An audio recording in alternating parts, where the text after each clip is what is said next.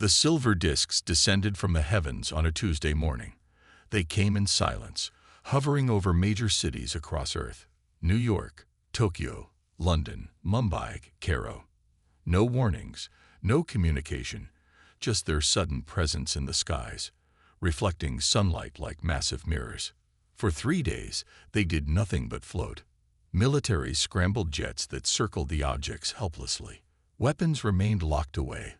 No one wanted to fire the first shot against visitors who had shown no hostility. On the 4th day, they opened. Captain Jihan stood on the roof of Seoul's tallest building, surrounded by government officials and military personnel. His hand rested on his sidearm, a pointless gesture. He knew, if these beings could travel between stars. The bottom of the disk above them split along invisible seams, and a platform descended. 3 tall, slender figures stood upon it, their skin pale blue, their 4 arms ending in 7-fingered hands. They wore simple white garments that seemed to shimmer in the sunlight. "We come in peace and friendship," they said in perfect Korean, their mouths not moving. The same message was delivered simultaneously in dozens of languages around the world. "We are representatives of the Galactic Cooperative, a union of intelligent species sharing knowledge and resources across the stars." For weeks after first contact, Earth buzzed with excitement and fear. Religious groups proclaimed either salvation or doom. Stock markets fluctuated wildly, and governments formed emergency coalitions to present a unified human front. Captain Han found himself appointed to the newly formed Interspecies Contact Division due to his naval command experience and reputation for level-headed judgment. He attended his first high-level meeting at the United Nations, where the aliens, who called themselves the Lari, made their first substantial offer. "Your species stands at a crossroads," said the Lari representative, who had taken the human name Envoy Tao. "You have developed impressive technology, yet remain bound to your home planet. The cooperative wishes to accelerate your development and welcome humanity as a full member." Ambassador Kim, South Korea's senior diplomat, leaned forward eagerly. "And what would this acceleration involve?" "We offer knowledge freely," Tal said. "Faster than light travel, clean energy, medical advancements that will eliminate most disease, technologies to repair your planet's damaged ecosystems." The room fell silent. These were solutions to humanity's greatest challenges, offered without condition. Captain Han raised his hand. "And what does the cooperative want in return?" Tal turned those large, pupil-less eyes toward him. "A demonstration that humanity is ready to join us as a capable partner. Using specifications we provide, we ask that you build a vessel, your first true starship. This will be your ambassador to the stars, proving your species can follow established cooperative standards." After the meeting, Han found Ambassador Kim in the hallway, already on her phone sharing the news. "This is everything we've ever dreamed of," Kim said, covering her phone's microphone. "A leap forward of centuries in a single moment." Han nodded, but something felt wrong. "It's too perfect," he said quietly. "They're offering everything without asking for anything meaningful in return." Kim laughed. "Sometimes good fortune simply arrives, Captain. Not everything has hidden costs." But in his 20 years of military service, Han had never seen generosity without purpose. The Larry's diplomatic perfection felt rehearsed, like actors who had performed the same play many times before. Over the next months, the Larry shared technological information that sent Earth's scientists into frenzies of excitement. Theoretical physics problems that had stumped humanity's best minds were solved with casual explanations. New materials with impossible properties were described in detail. Energy production methods that violated what humans had thought were universal laws were demonstrated on a small scale. And the plans for the starship, the Defiance, were provided in full. It would be humanity's first true interstellar vessel, capable of reaching nearby star systems in days rather than the centuries it would take with current human technology. Construction began in orbit, with components manufactured on Earth and assembled in space with Lurie guidance. Captain Han was selected to command the vessel once completed, so he split his time between training and observing the construction. 6 months into the project, Han was reviewing crew selections in his office when his assistant announced an unexpected visitor. Dr. Co from Quantum Communications. "Captain," Dr. Co said after the door closed. She looked around nervously. "I need to show you something, but I'm not sure who to trust." She placed a small device on his desk. "We've been monitoring all transmissions to and from the Lyri ships as best we can. Most of it is beyond our technology to intercept. But last week, we detected a narrow beam transmission during a moment when their shields fluctuated." She activated the device, which displayed a holographic message.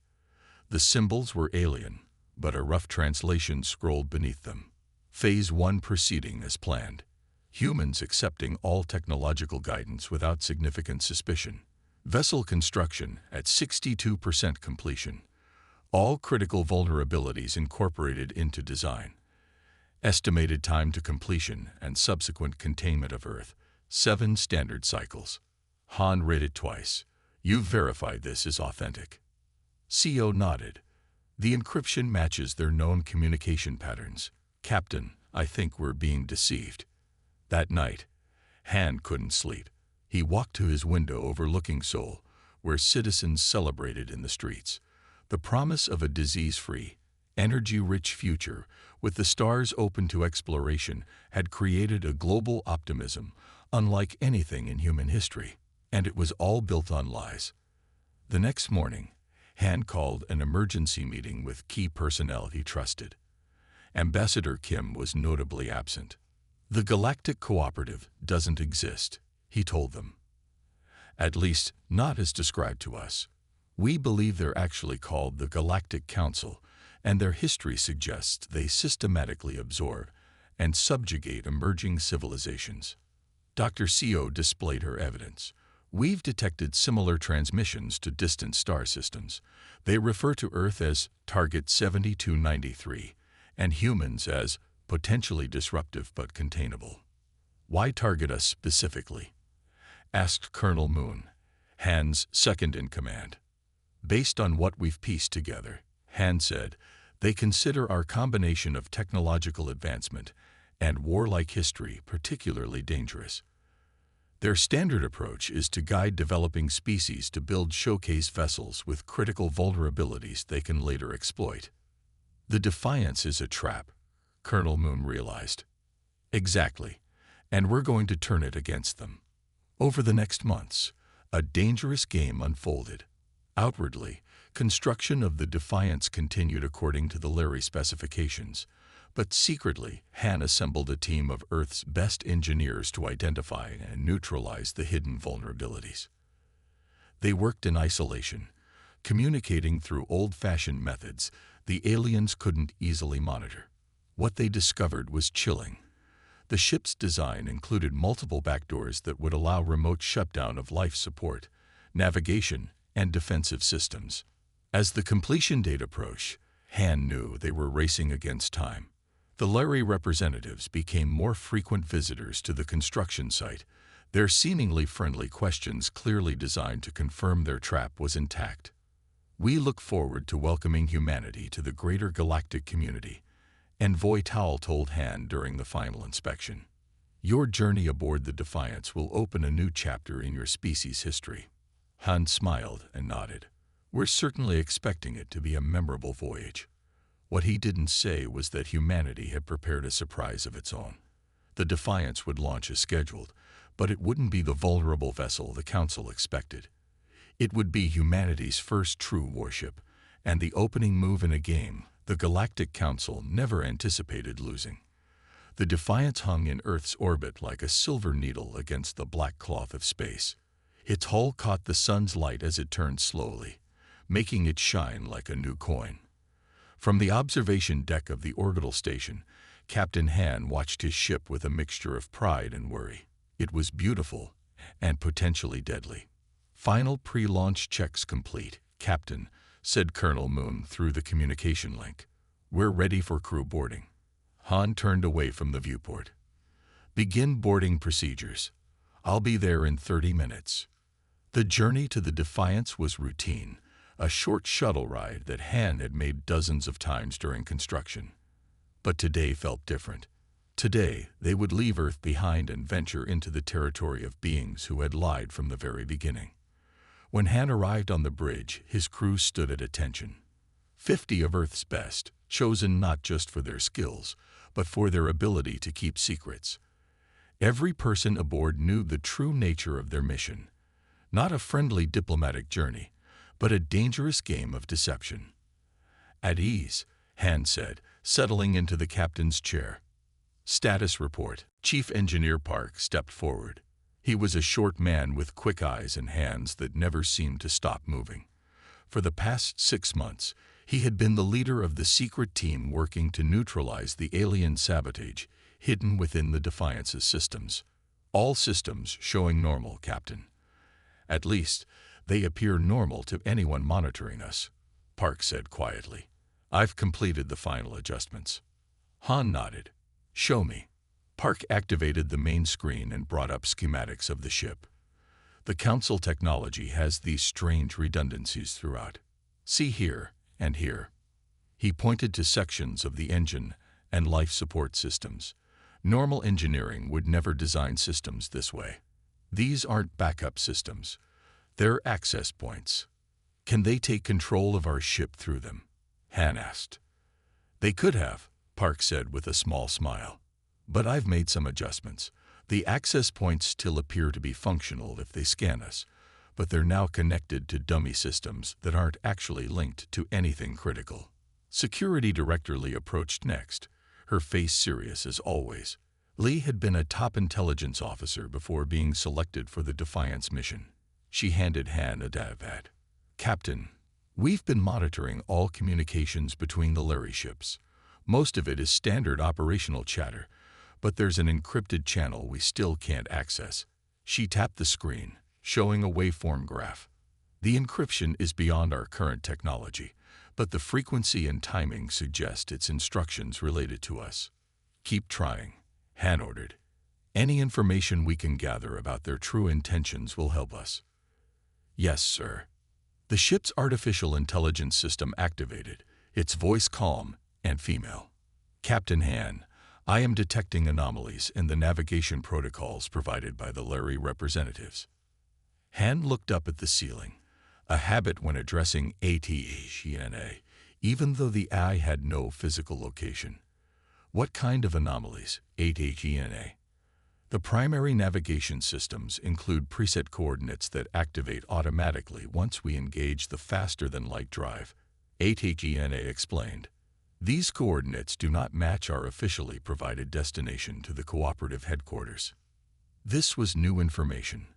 Han exchanged glances with Colonel Moon. Where would these coordinates take us? Based on the star charts provided by the Larry, to a system approximately 20 light-years from our stated destination. It contains no habitable planets, only a red dwarf star and several gas giants. A trap, Moon said quietly. They never intended for us to reach their headquarters. Han nodded. Athena, can you override these preset coordinates? I have already done so, Captain. I have also created a subroutine that will make it appear to any external monitoring that we are following the preset course, while actually following our intended route. Good work. Han turned to his crew. Final preparations. We launch in 1 hour. As the bridge crew dispersed to their stations, Park lingered behind. He moved closer to Han and spoke in an almost whisper. Captain, there's something else you should know. I found what amounts to a kill switch buried deep in the main computer core. If activated remotely, it would have shut down all major systems simultaneously. Life support, engines, even emergency power. Han felt a chill. The Larry, or rather, the Council, had never intended the Defiance to succeed. The ship was designed to fail catastrophically, likely after Earth had committed significant resources to building more vessels with the same flawed design. Have you disabled it? Han asked. Better than that, Park said with a rare smile. I've modified it.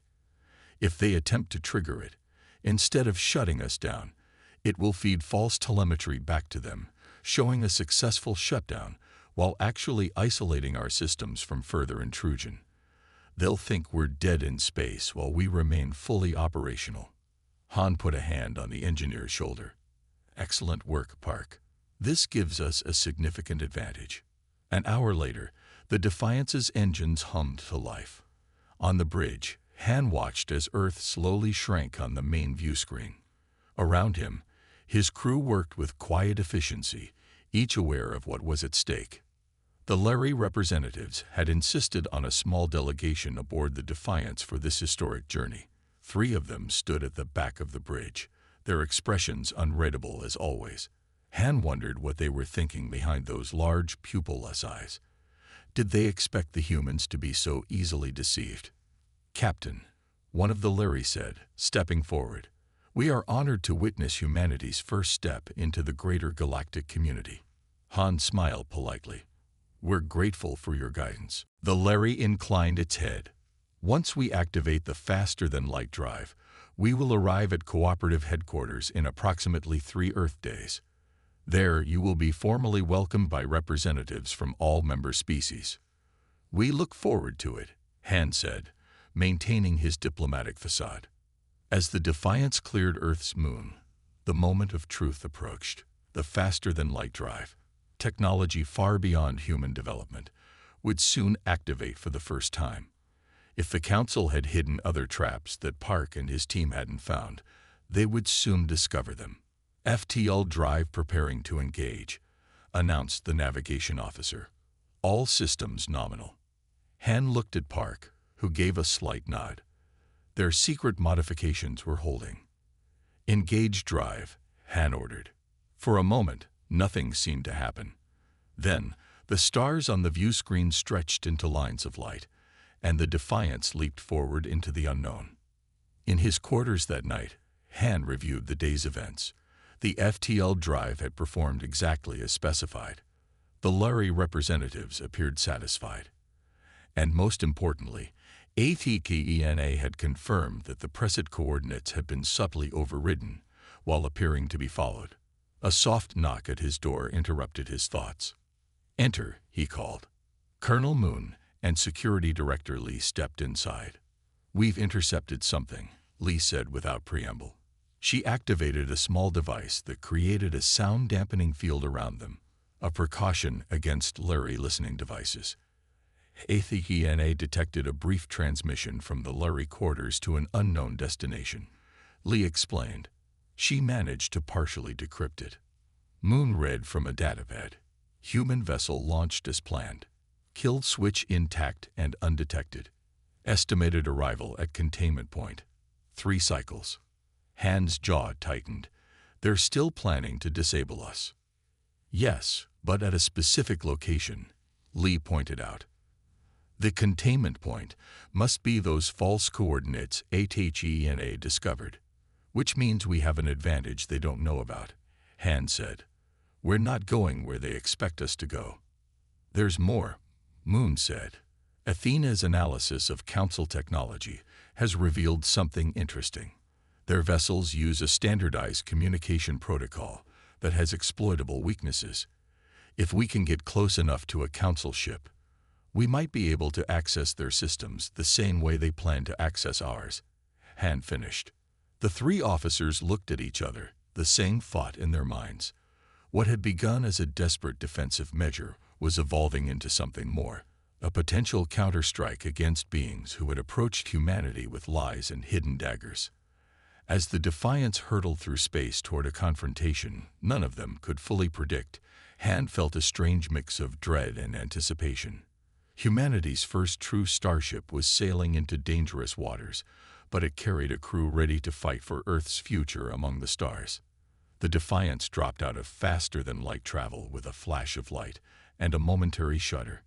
Captain Han gripped the arms of his command chair as the vast structure of the Galactic Council headquarters came into view on the main screen. "That's bigger than we expected," Colonel Moon whispered beside him. The station stretched for kilometers in every direction, a massive wheel spinning slowly in space, with spokes connecting to a central hub. Lights glittered across its surface like stars, and hundreds of ships of various designs moved around it in careful patterns. "Magnify," Han ordered. The image zoomed in, revealing sections of the station with different architectural styles. Some areas appeared crystalline, others metallic, some organic. Each section seemed designed for different species. "Multiple vessels approaching, Captain," reported the sensor officer. "5 ships, unknown configuration. Defensive posture, but no weapons active," Han ordered. "Let's not appear hostile." The Larry representatives who had traveled with them from Earth stepped onto the bridge. "The Council sends escort vessels for all first-time visitors," one explained. "A ceremonial honor guard." Han nodded, though he noticed the escort ships had positioned themselves in a formation that could quickly become a blockade if needed. "Incoming transmission," announced Communications Officer Yun. The main screen shifted to show a being unlike any they had seen before. It had multiple eyes arranged around a dome-like head and spoke through a translator device. "Vessel Defiance, this is Station Control. You are cleared for docking at Hub Entrance 7. Follow the beacon signal." "Acknowledged, Station Control," Han replied. "Following your beacon." As the Defiance approached the massive station, Han gathered his senior officers for final instructions. "Remember the plan," he said quietly. "Our diplomatic team will proceed as expected. Park, you and your team monitor the ship constantly. If anything happens, use the emergency recall signal. Lee, your security detail will accompany the diplomatic party, but be prepared for anything." They all nodded, faces serious. The enormity of their situation was clear. They were about to enter the headquarters of an organization that had already tried to sabotage them, surrounded by technology far beyond their own. The docking procedure went smoothly. The Defiance slid into a massive bay that closed behind them, and atmospheric pressure equalized. "Captain," Athena's voice came through Han's personal communicator. "I am detecting scanning beams passing through the hull. They appear to be analyzing our systems." "Expected," Han whispered. "Maintain countermeasures." Han led the diplomatic team to the airlock, where they were met by a delegation of various alien species. At their head stood a tall, graceful being with iridescent scales and 4 arms. "I am High Counselor Mev," the being said, its voice melodic. "Welcome to the central hub of the Galactic Cooperative. This moment marks the beginning of Earth's golden age." Han bowed slightly. "We are honored to be here, High Counselor." The tour began immediately, a carefully choreographed display of the Council's achievements. They were shown gardens containing plants from 1,000 worlds, medical facilities where beings of all descriptions received treatment, and technological wonders that left even Earth's scientists speechless. All member species contribute their unique perspectives and abilities, Counselor Mev explained as they walked. "Together, we have eliminated war, poverty, and disease across hundreds of systems." Ambassador Kim, who had joined the mission despite Han's reservations, seemed completely enchanted. "This is remarkable," she said. "Humanity has so much to gain from this partnership." Han smiled politely, but his eyes constantly scanned their surroundings.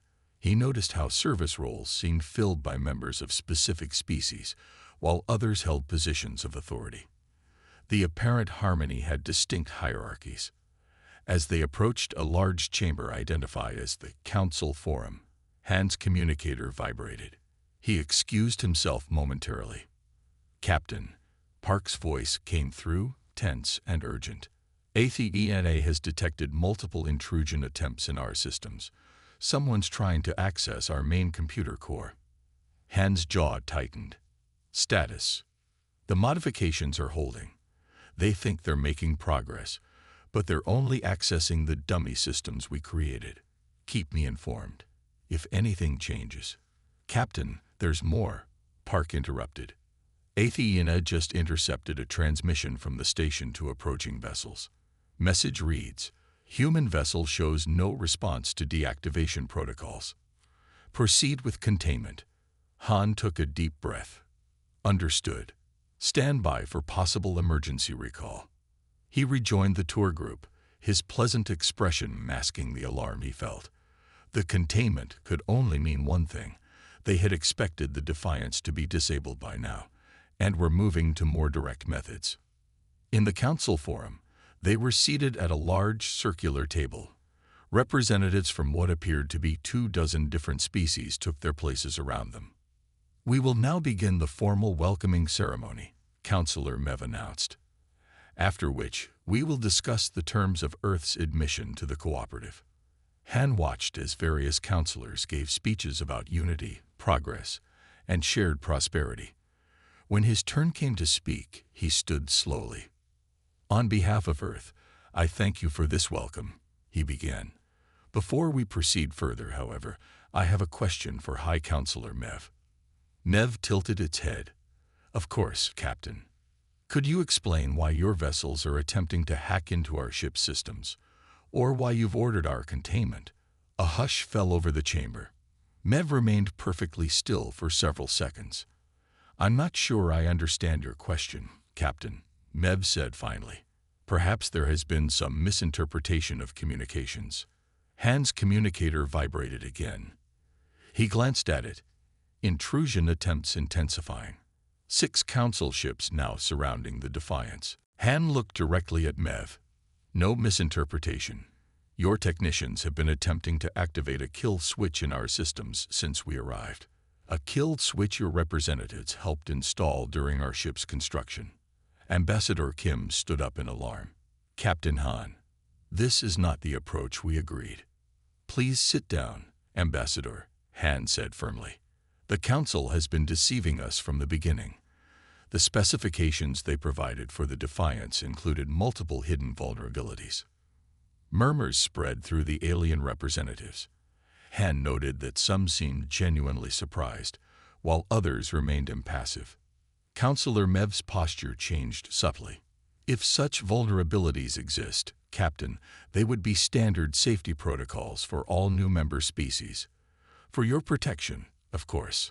"Of course," Han replied coldly. "And the escort ships currently surrounding our vessel, are they also for our protection?" "A precautionary measure," Mev said. The friendly diplomat was disappearing, replaced by something colder. "New species can be unpredictable, especially ones with your particular history." Han reached into his pocket and pressed a small button. The signal for Lee's security team to be ready. "I think it's time we spoke honestly with each other, Counselor," Han said. "The Galactic Cooperative doesn't exist, does it? This is the Galactic Council, and you don't invite new members, you subjugate them."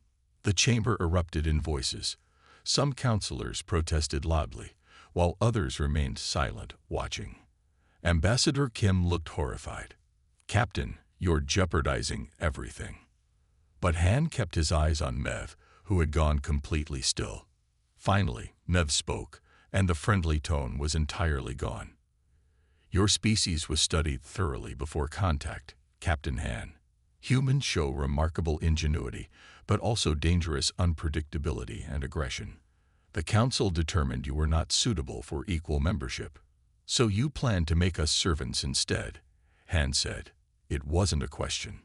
Your world would have prospered under our guidance," Mev continued. "Your people would have lived comfortable, productive lives. Your children would have grown up in peace, never knowing war or want. As second-class citizens in your empire."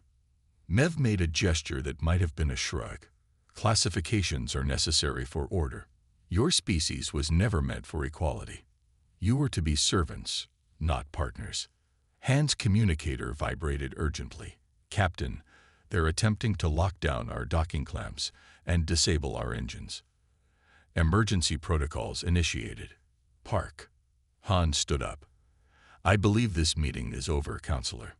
"I'm afraid you misunderstand the situation, Captain," Mev said. "You and your crew will not be returning to your vessel. The Defiance will be studied and replicated, with its flaws corrected. Your world will receive the same welcome we have given to dozens of others. Compliance or consequence." Han pressed another button on his communicator. The emergency recall signal. "That's where you're wrong," he said. "Humans don't accept ultimatums well." At that moment, the lights in the chamber flickered. Alarms began to sound throughout the station. "What have you done?" Mev demanded. "Nothing yet," Han said. "That's your own systems responding to what my engineer calls a reverse intrusion. Your attempts to access our ship's computers opened a pathway that works both ways." On cue, his security team moved into position around the human delegation. "Ambassador Kim, other council members," Han announced, "I suggest you all remain calm. We're leaving now, and any attempt to stop us will have consequences for this station's critical systems." As they backed toward the exit, Mev called out, "This changes nothing, human. Your defiance will only make your eventual submission more difficult." Han paused at the doorway. "Perhaps, but today has proven one thing. Humanity won't be controlled by deception. If you want our world, you'll have to take it by force. And I promise you, we won't make that easy." As they hurried back to the Defiance, Han knew the real battle was just beginning. But for the first time since discovering the Council's true nature, he felt something unexpected: hope. The galaxy's greatest power had tried to trap them, and had failed. Now the Council would face something they hadn't encountered in centuries: resistance. The run back to the Defiance was a desperate race through the massive station's corridors. Captain Han led his team, with Security Director Lee at the rear ensuring no one was left behind. Ambassador Kim had stopped protesting, and now moved with the grim silence of someone who had seen their deepest beliefs shattered. "Athena, status report." Han called into his communicator as they ran. "Captain, Council security forces are converging on your position. 6 warships have surrounded the Defiance. They are attempting to override our docking clamps." "Have they succeeded?" Han asked, breathing hard as they rounded another corner. "Negative. Engineer Park's countermeasures are holding. However, the situation is deteriorating rapidly." They reached a junction where 4 corridors met. From the left, a squad of security forces appeared, tall, armored beings with weapons drawn. "Halt," one called out. Lee moved forward, activating a device Park had created for just such a situation. A high-pitched whine filled the air, and the security forces staggered, their communication devices and weapons suddenly useless. "This way," Han shouted, leading the team down the right corridor. They reached the docking bay to find the Defiance exactly as they had left it, but the massive doors that allowed ships to enter and exit were firmly closed. "They've locked down the bay," Colonel Moon observed as they hurried aboard through the airlock. Once inside, Han raced to the bridge with Moon and Lee while the rest of the diplomatic team found secure positions throughout the ship. "Park, tell me you have good news," Han said as he took his captain's chair.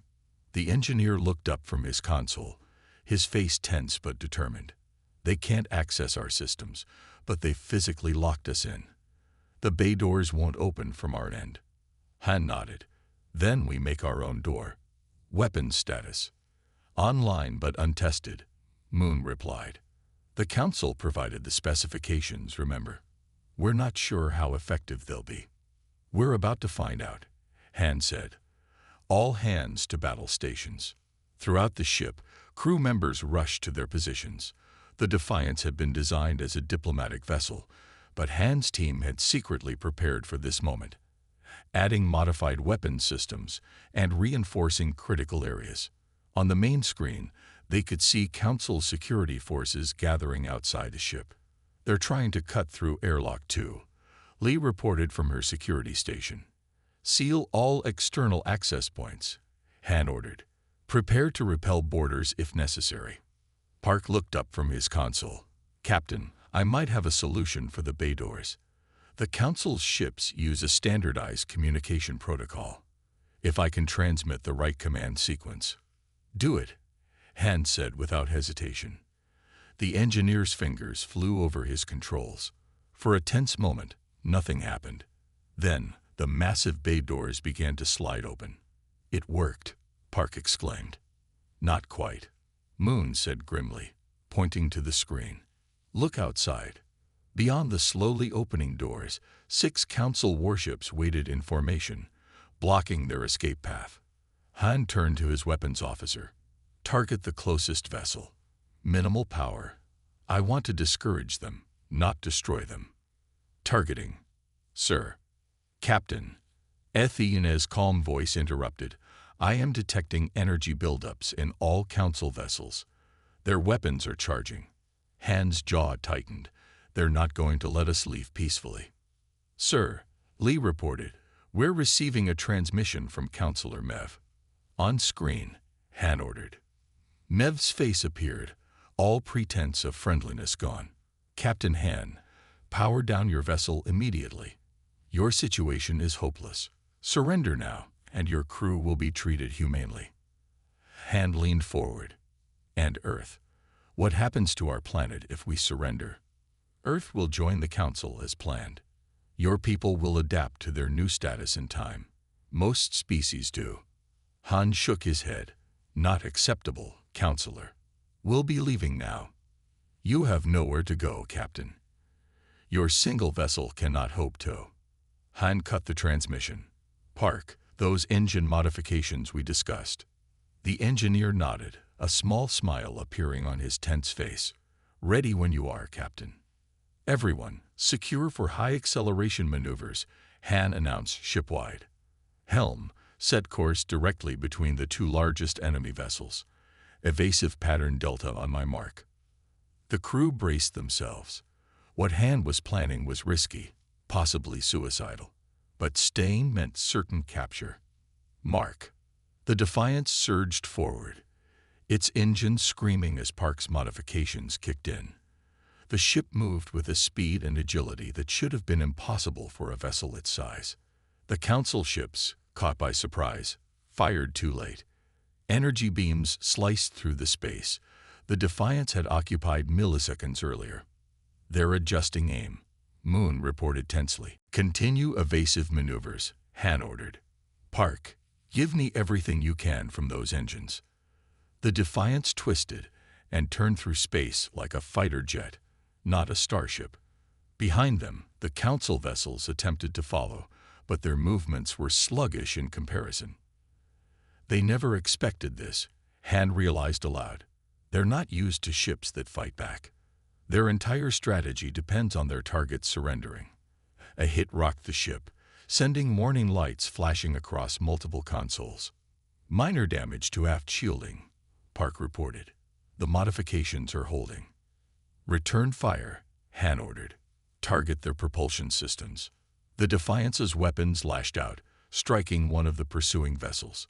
The Council ship's engines flared and then dimmed. Direct hit, the weapons officer called out. Han nodded. Continue evasive maneuvers. Head for the system edge. We need clear space for an FTL jump. As they fought their way past the initial blockade, more Council ships appeared from around the station. 8 more vessels on intercept course, Moon reported. Han studied the tactical display. They couldn't outfight an entire Council fleet. They needed another advantage. Lee, he called to his security director. During the confusion on the station, did your team manage to access any of their data systems? Lee looked up, her eyes bright. Yes, Captain. When they attempted to hack our systems, Athena created a backdoor into their network. We've been downloading data since we left the Council chamber. What kind of data? Everything, Lee said, her voice tight with excitement.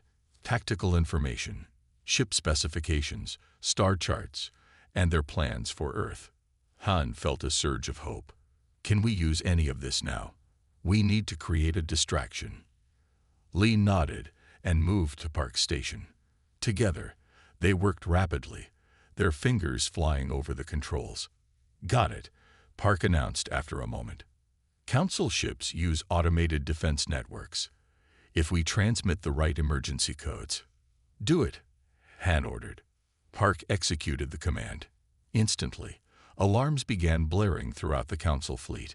Several ships broke formation, their systems responding to phantom threats. It's working, Moon exclaimed. Their formation is breaking up. Han saw their opportunity. Full power to engines. Get us out of here. The Defiance shot forward through the gap in the Council's defensive line. Behind them, the confused fleet struggled to reorganize. We're clear of the immediate danger zone, the navigation officer reported. FTL coordinates. Han hesitated. They couldn't return directly to Earth. They would lead the Council right to their doorstep. But they needed to get this information home. Set course for the Proxima system, he decided. We'll use the star's radiation to mask our next jump.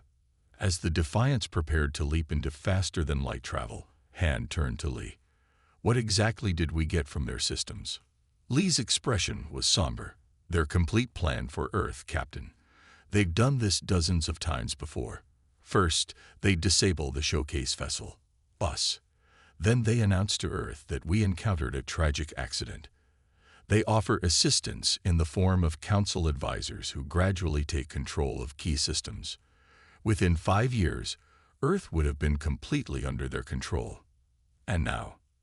Now they'll have to change their approach, Lee said. We've proven more problematic than expected. Han nodded grimly. Download everything to a secure storage device. When we get home, Earth needs to know exactly what we're facing. The stars stretched into lines as the Defiance jumped to FTL. They had survived the first battle, but Han knew it was only the beginning. The Council would not forgive this Defiance, and they would not give up on claiming Earth. But they had also revealed something important. The Council, for all its power and technology, had grown complacent. They weren't used to resistance. They weren't prepared for enemies who fought back. And in that realization, Han found hope. Humanity's first starship had just become humanity's first warship, and perhaps the beginning of a resistance that would change the galaxy forever. The Defiance limped back into Earth's orbit 47 days after its departure. Its hull showed scorch marks from weapons fire, and parts of its once gleaming surface were patched with makeshift repairs. But it had returned, something the Galactic Council had never intended. News of the ship's arrival spread across the planet in minutes. People gathered around screens and looked up at the sky, hoping for a glimpse of the vessel that had carried humanity's first ambassadors to the stars. Inside the United Nations General Assembly, Captain Han stood before representatives from every nation on Earth. The chamber was completely silent as he told the true story of their journey.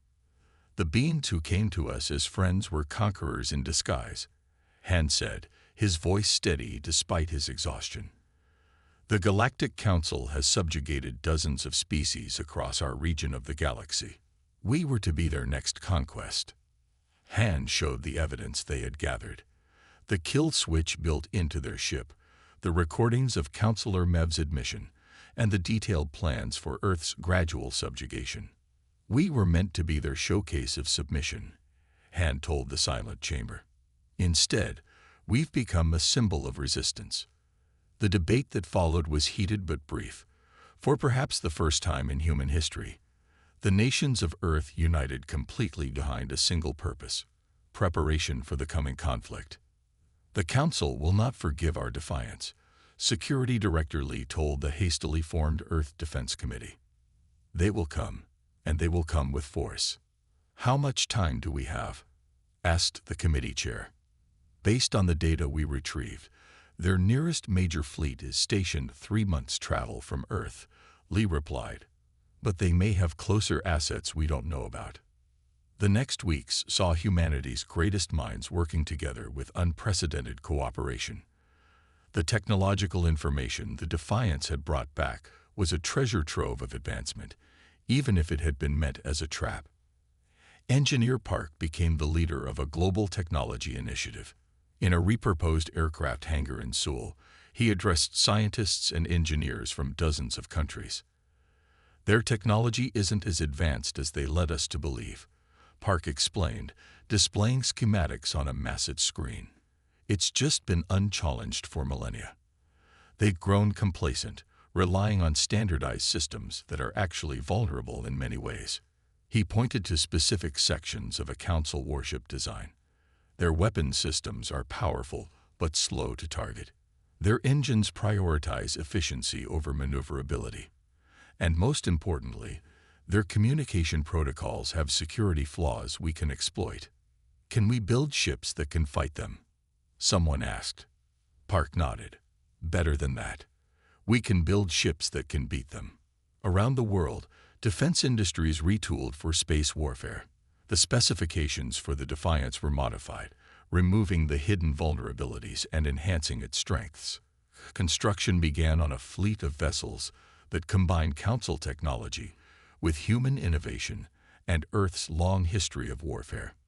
Captain Han, now Admiral Han, oversaw the training of crews for these new ships.